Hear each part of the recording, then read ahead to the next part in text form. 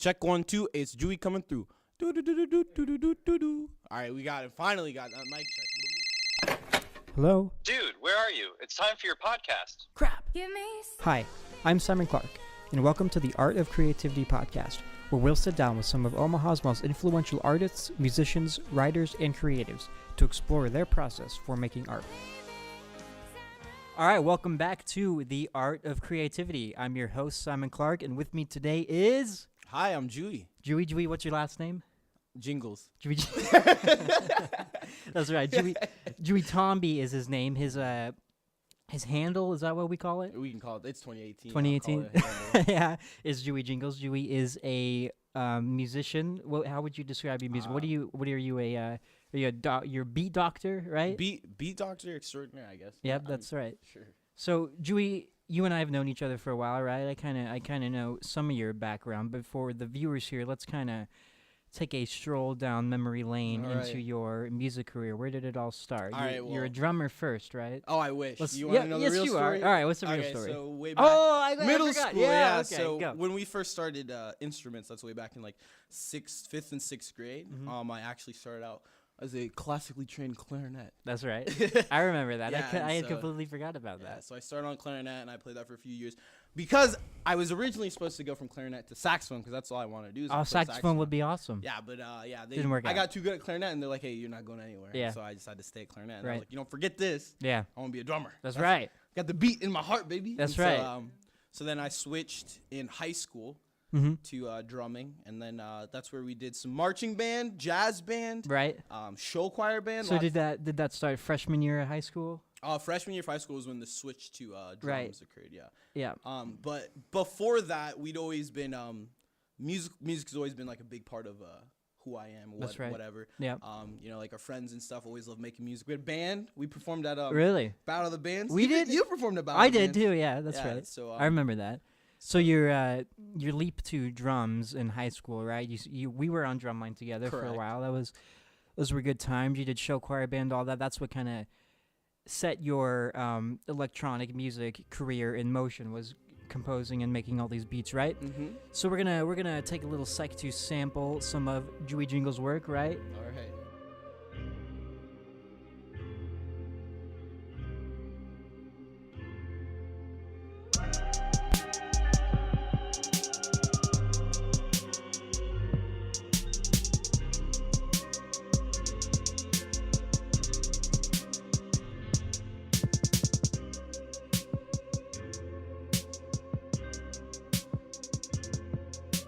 All right, that was a little taste of Handbrake by Jowe Jingles. Jowe, that's probably one of my favorite songs you've done. It's today on the Art of Creativity podcast, where you're going to take a look into how Jowe Jingles makes a song.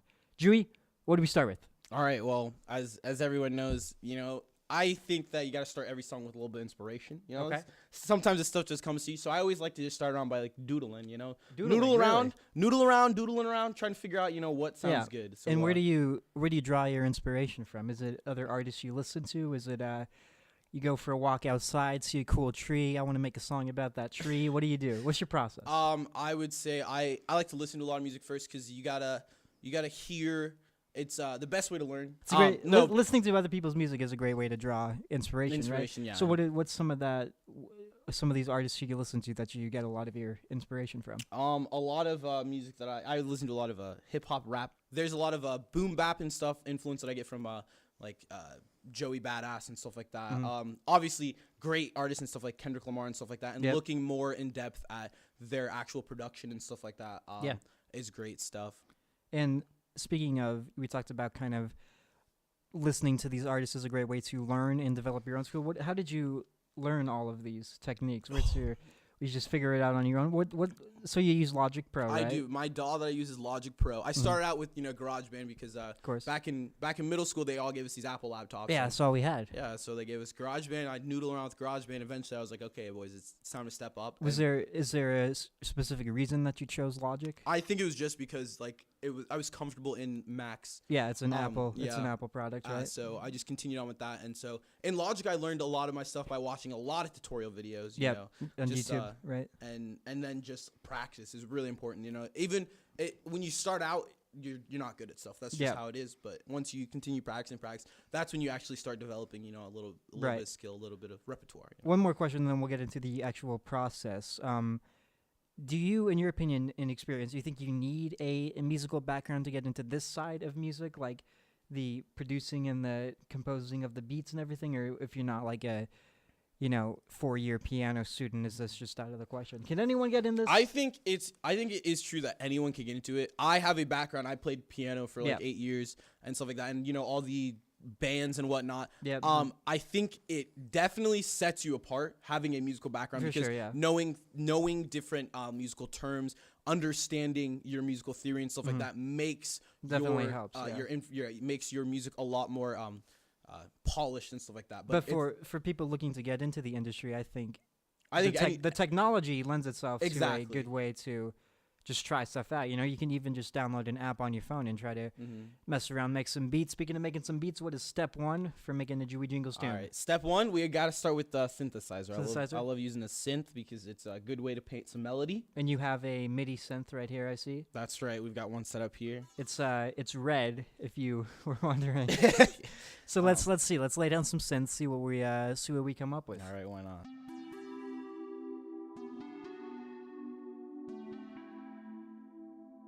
All right. Easy. So now we're gonna take that synth track and loop it, right? That's right. So Okay. Yep. It's also fun to learn keyboard shortcuts because that's probably the difference between looking cool and looking like an amateur is when you Right. can press buttons and stuff happens. So yeah, go ahead loop that. That's an 8-bar loop, so it'll just be going while we can add other tracks below it. So do you typically start with the melody or the beat? I usually start with the melody because I feel that my emphasis isn't in the drums, I guess. Like I don't have a lot of those like booming drums and kicks and rapid hi-hats and stuff like that. I think for me at least, I think the fun in the music comes from the melody and the emotion behind it. Yeah, that's where the emotion and the story comes That's from. right. But then it's very easy for you to lay down these beats on top of that with your drumming Exactly. background. So we're gonna just keep on trucking. So Right. usually I like to go. You want to get your synths, then you wanna layer them. Then what you want to do is usually add a bass. Okay. And then after that, I'll add the drums and stuff like that. So Okay. we'll go ahead and we'll find some bass that we like, I guess. Right.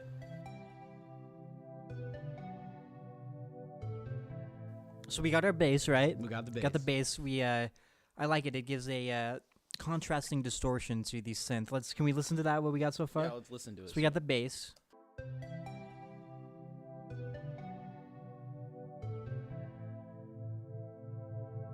So we got the lead synth, right? Main melody, okay? And then we have a second synth, right? Which is, what is that second synth doing again? Our second synth is our little supporting synth. It's Yep. just playing chordal structure. Right, and now we got the bass in there. So what's next?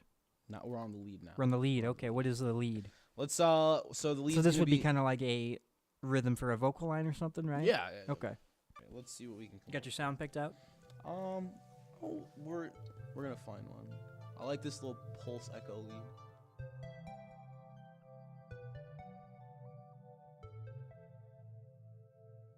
Okay, so Got we our lead. You happy with that? Yeah, I think that'll be fine for now. Okay, now on to everyone's favorite part, Everyone's favorite part? adding the drums. The drums. So with drums, it's always a question of you can buy a lot of like drum packs and stuff like that.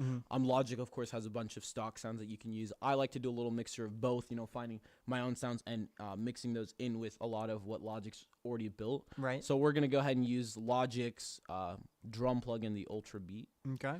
So what do? You start with like just kick and snare? I'll start with kick and I'll typically start with hi hats. Okay. Just because those are always fun to quantize. Yeah. And its hi-hat's usually pretty constant throughout the beat. That's right. They don't typically change too much. Yeah.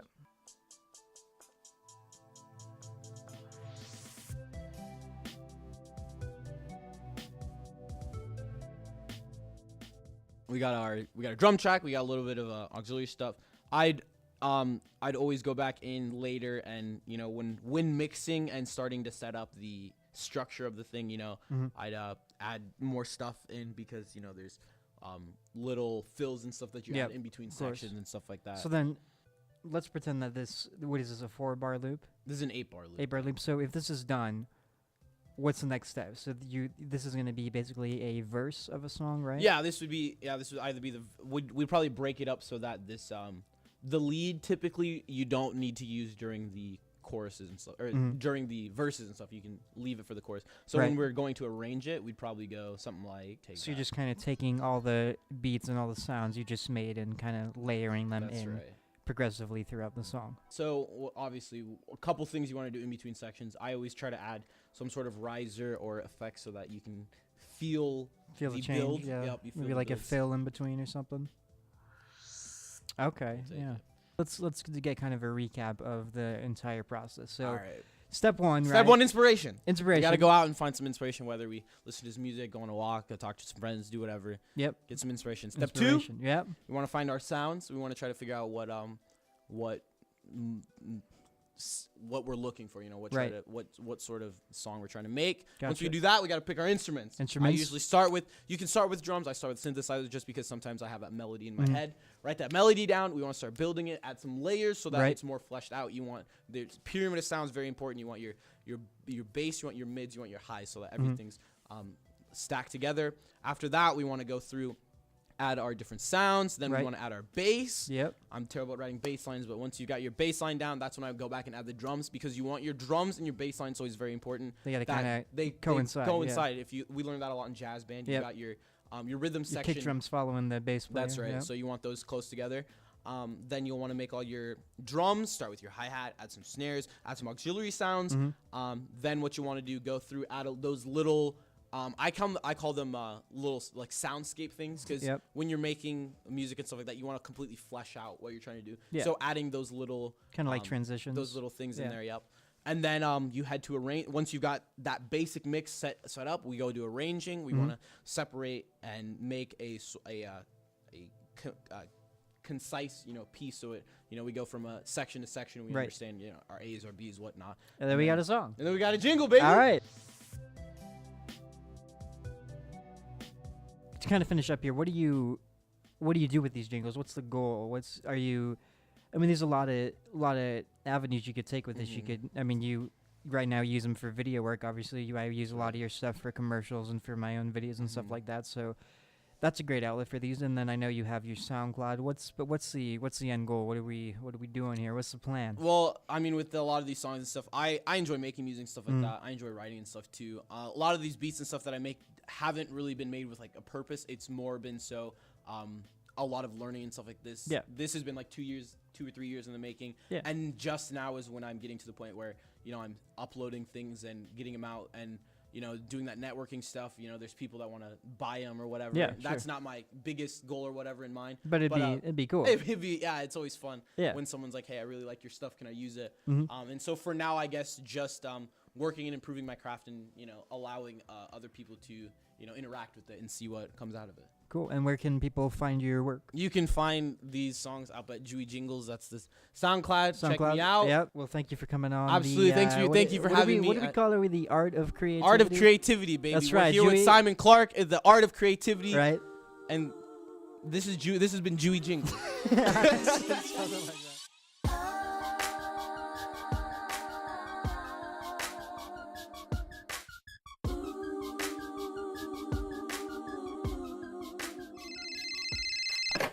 Hello? Hey man, that was a great show. Thanks for having me. That's it for this week. Join us next time on The Art of Creativity for a new artist, a new story, and a new process behind the art.